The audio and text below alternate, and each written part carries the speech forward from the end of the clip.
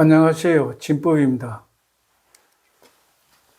오늘은 80세에 출가하여 아라한이 된 바꿀라 존자에 대해서 알아보겠습니다. 마지막 니까야 바꿀라 경을 보면은 바꿀라 존자는 80세에 출가하여 8일 만에 아란가를 성취하고 160세에 돌아가셨다고 합니다. 바꿀라 존자는 돌아가실 때도 특이했다고 합니다. 바꿀라 존자는 살아서도 내 자신이 한 번도 다른 스님에게 짐이 되지 않았고, 열반에 든 뒤에도 내 몸이 다른 스님에게 짐이 되어서는 안 된다고 생각을 하고,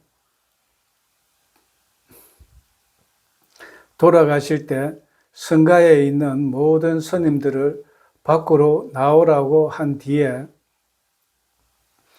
오늘 내가 완전한 열반에 될 것입니다 라고 알리고 몸에서 불을 내는 화광산매, 즉 스스로 몸에서 불이 타올랐고 피부와 살과 피는 마치 버터 기름처럼 타면서 소멸되었다. 거기에 제스민 꽃 봉우리를 닮은 살이만이 남았다라고 합니다. 바꿀라 존자가 늦깎이로 출가한 점을 되새겨 교훈을 찾자면은 깨달음은 나이와 상관이 없다는 것을 보여준다고 하겠습니다. 80세 이상 되시는 분이라도 희망을 갖고 일상에서 들숨 날숨을 알아차림, 즉 사띠하는 습관이 되도록 훈련을 하면은 임종시에 들숨 날숨을 보고 죽을 수도 있고 많은 이익과 행복이 있을 것입니다. 그러면 일상생활에서 어떻게 사띠하는 습관을 가져야 할까요? 먼저 과거 상처나 후회 등 과거 생각과 걱정, 불안 등 미래 생각이 일어나면 바로 알아차림, 즉 사띠한 뒤 바로 들숨 날숨에 하나, 들숨 날숨에 둘 이렇게 숫자를 8가지 세면 과거 생각과 미래 생각은 바로 사라질 것입니다. 왜냐하면 마음은 한순간에 하나 일밖에 하지 못하기 때문입니다. 그리고 몸이 아픈 예를 들어서 이빠사나 16단계 지혜 가운데 첫 번째, 두 번째, 세 번째 단계 지혜에 대해서 간단하게 말씀드리겠습니다. 예를 들어 몸이 아프다면은 아픈 것은 물질, 즉 몸이고 아프다고 아는 것은 정신, 즉 마음이다. 몸에 통증이 있으면은 통증은 물질이고 통증을 아는 것은 정신이다. 또 다른 예를 들면 먹고 있을 때 먹는 것은 물질이고 먹는 것을 아는 것은 정신이다.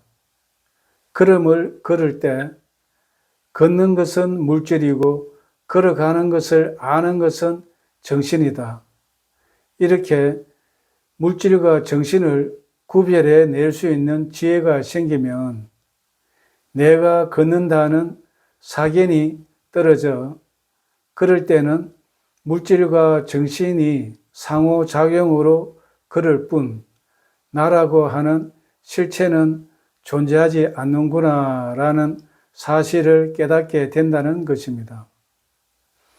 그러면 육체적 고통을 느끼더라도 그 고통이 마음에 영향을 줄 수가 없게 될 것입니다. 다시 말해 몸은 병들었지만 마음은 병들지 않는다. 즉 몸은 아프지만 마음까지는 아프지 않게 된다는 것입니다. 이처럼 정신과 물질을 구별하는 지혜가 이빠사나 16단계 가운데 첫 번째 지혜가 되겠습니다. 두 번째로, 몸이 아프게 되면 상처가 있거나 몸속에 염증이 생겼거나 반드시 원인이 있겠죠.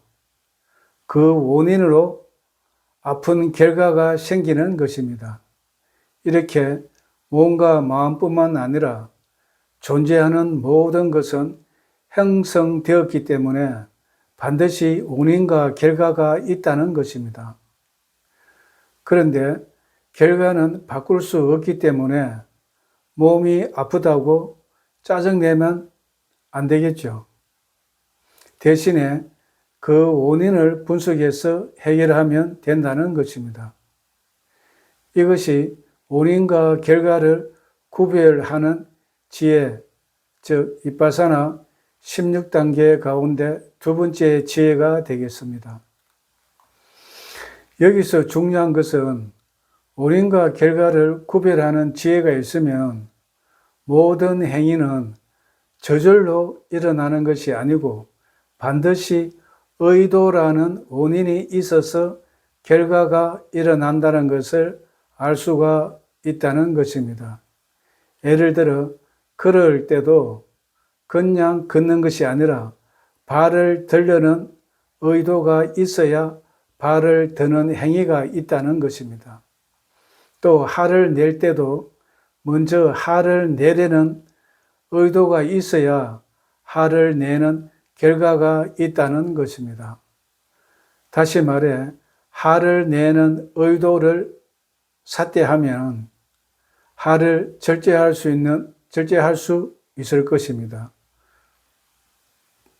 그리고 죽을 때도 선한 의도, 즉 선한 마음을 내고 죽으면 선처에 태어날 수가 있을 것입니다.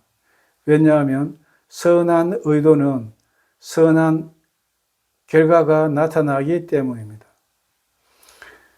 세 번째로, 통증을 깊이 관찰하면 통증이 하나로 쭉 연결된 것이 아니라 쑤시고 찌르고 욱신거리고 따끔하고 뻣뻣함 등 괴로운 느낌의 변화가 있고 그 괴로움의 느낌도 점점 심해졌다가 참지 못할 정도까지 올라갔다가 다시 점점 약해지는 것을 알 수가 있을 것입니다.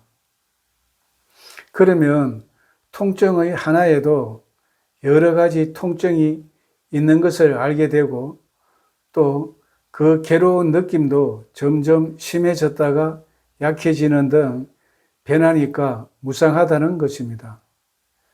그리고 몸이 아프니까 괴로움이고 몸을 내 마음대로 통제할 수 없으니까 무아가 되겠죠. 그래서 형성된 모든 것을 무상고 무아로 통찰할 수 있는 지혜가 윗바사나 16단계 가운데 세 번째 지혜인 현상을 바르게 하는 지혜가 되겠습니다. 이상 정리하자면 바쿨라 존자가 80세에 출가하여 8일 만에 아랑가를 성취했다는 것은 깨달음에는 나이와는 아무런 상관이 없다는 것을 보여준다고 하겠습니다.